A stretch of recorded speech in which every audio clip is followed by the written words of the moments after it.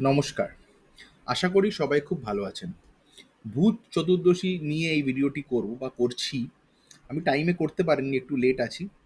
তো একটু ভূত চতুর্দশী নিয়ে একটু আলোচনা করব।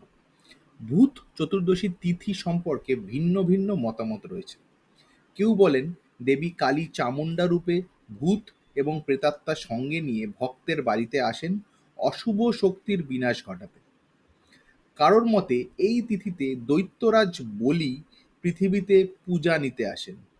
সঙ্গে আসে নানা অশুভ শক্তি, অর্থাৎ ভূত এবং প্রেতাত্মা। অনেকে আবার মনে করেন পূর্বপুরুষের আত্মা এই তিথিতে মর্তলোকে আসেন।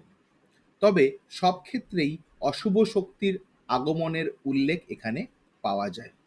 এই অশুভ শক্তির থেকে মুক্তির উদ্দেশ্যেই জ্বালানো হয় 14 প্রদীপ। বিশ্বাস করা হয় এই 14 প্রদীপের আলো সংসারে সকল প্রকার অশুভ শক্তির অবসান ঘটায়।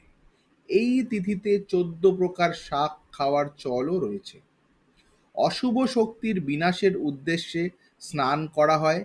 এই 14 শাক খেয়ে 14 প্রদীপ জ্বালানোই হলো ভূত চতুর্দশীর রীতি। অনেকে পুরো ব্যাপারটাই জানেন, তাও আমি আমার মতো করে সবার সামনে ব্যাপারটি প্রেজেন্ট করলাম।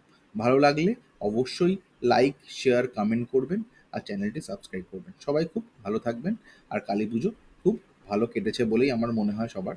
থ্যাংক ইউ, ধন্যবাদ।